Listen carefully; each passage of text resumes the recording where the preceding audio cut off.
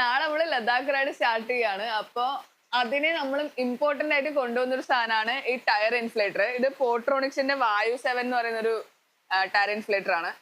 ആമസോണിൽ വാങ്ങിയതാ. അപ്പോ റോട്ടിൽ പോയിട്ട് എങ്ങനെയാ ഇത് വർക്ക് ചെയ്യുന്നത് നോക്കുന്നതിന് പകരം ആദ്യം വീട്ടിൽ നിന്ന് തന്നെ ഇത് എങ്ങനെയാ വർക്ക് ചെയ്യുന്നത് നമുക്കൊന്ന് നോക്കിയാലോ. ഇത് നമ്മുടെ യൂണിക്കോൺ ആണ്. ഇതിൽ ഇപ്പൊ എന്തായാലും കാറ്റില്ല, ടയറിൽ കാറ്റില്ല.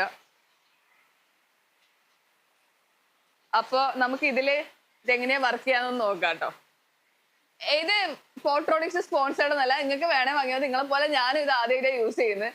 ഇതാണ് ബേസിക്കലി ടയർ ഇൻഫ്ലേറ്റർ മെഷീൻ. ഇത് കാറിനും ബൈക്കിനും ഒക്കെ യൂസ് ചെയ്യാന്നാണ് ഇവർ പറയുന്നത്. ഇതാ ഞാൻ തുറന്നിട്ട് പോലും ഇല്ല. ഒരു USB കേബിൾ വരുന്നുണ്ട്, വണ്ടിയിൽ കണക്ട് ചെയ്യാൻ വേണ്ടിയിട്ടുള്ള സാധനം വരുന്നുണ്ട്, ഒരു യൂസർ മാനുവൽ വരുന്നുണ്ട്, ഒരു വള്ളിയും വരുന്നുണ്ട്. നമുക്ക് യൂസർ മാനുവൽ നോക്കാം എങ്ങനെയാന്ന്.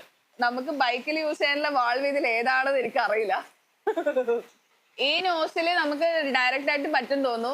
ഇല്ലെങ്കിൽ ഒരു എക്സ്റ്റൻഷൻ പോലെ ഈ ഒരു നോസിൽ വന്നിട്ടുണ്ട്.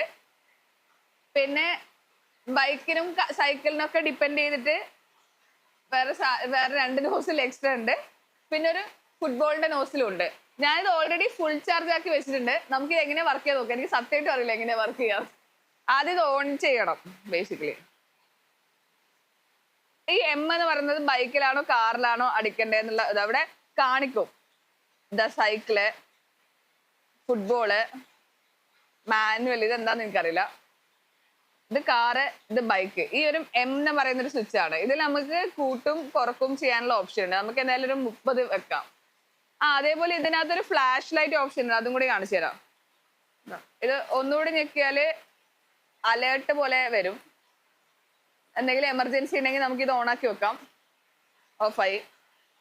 അപ്പോ നമുക്ക് നോക്കിയാൽ ഇതിനകത്ത് ഓൾറെഡി എത്ര പ്രഷർ ഉണ്ട് എന്ന് കാണിക്കുന്നതാണ് ഈ ഒരു മേലത്തേതെന്നാണ് ഇവർ പറയുന്നത്. നമുക്ക് നോക്കാം. ഞാൻ ഫുൾ ചാർജ് ആക്കി വെച്ചിട്ടുണ്ട്.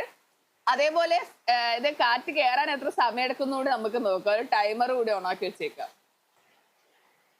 ഇത് നമ്മള് ഇതിനകത്ത് എത്ര 5 PSI എങ്ങനെയാണ് ഉള്ളത്? ഇതിനകത്ത് അത്രേ ഉള്ളൂ ഇതിനകത്ത് കാറ്റ്. ഇല്ല, 5.5 PSI ആണ് ഇതിനകത്ത് ഇപ്പൊ കാണിക്കുന്നത്. നമ്മൾ 30 കൊടുത്തിട്ടുള്ളത്. ടൈമർ വെക്കാം, ഓൺ ചെയ്യാം.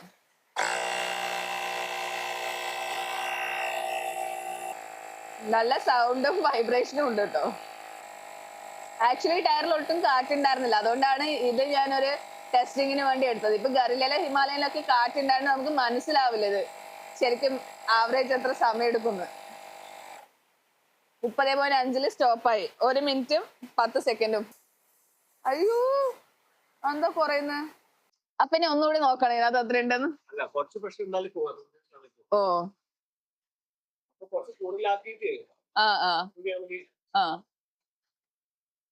വണ്ടി ഇപ്പൊ സെറ്റാണ്. ഇനി ബാക്കിലും കൂടി കാറ്റടിക്കാം. ബാക്കിലെ ടയറിൽ എത്രയുണ്ട് നമുക്ക് നോക്കാം. ബാക്കിൽ 14 ആണ് ഇവര് പ്രഷർ കാണിക്കുന്നത്. നമുക്ക് സ്റ്റാർട്ട് ചെയ്യാം.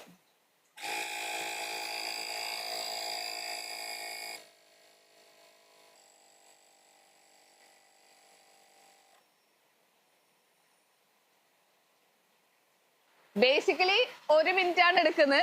നമ്മുടെ ഫ്രണ്ട് ടയറിൽ ഏകദേശം 4 എങ്ങാനും ഉണ്ടായിരുന്നുള്ളൂ. അപ്പൊ 4-ന്ന് 30 ആവാൻ വേണ്ടിട്ട് ഏകദേശം 1 മിനിറ്റ് 10 സെക്കൻഡിൽ താഴെ എടുത്തിട്ടുള്ളൂ. അപ്പൊ നമ്മുടെ സമയമൊന്നും പോവാതെ നമുക്ക് പെട്ടെന്ന് ഇത് അടിക്കാൻ പറ്റും തോന്നുന്നു. എത്ര തവണ അടിക്കാൻ പറ്റും അറിയില്ല. ഇപ്പൊ 2 തവണ അടിച്ചിട്ടും ചാർജിന് പ്രശ്നമൊന്നും കാണിക്കുന്നില്ല, ഫുൾ ചാർജിനെ കാണിക്കുന്നത്. ഞാനിത് റൈഡിന്റെ സമയത്ത് എക്സ്റ്റെൻസീവ് ആയിട്ട് യൂസ് ചെയ്തിട്ട് ലാസ്റ്റ് എങ്ങനെയുണ്ട് പ്രൊഡക്റ്റ് എന്ന് ഞാൻ പറയാം. ഒന്നും സ്പോൺസേർഡ് അല്ല ഗൈസ്, ഞാൻ പൈസ കൊടുത്ത് വാങ്ങിയ സാധനങ്ങളാ. അപ്പൊ നമുക്ക് നാളെ ലഡാക്ക് റൈഡ് സ്റ്റാർട്ട് ചെയ്യുമ്പോ കാണാം.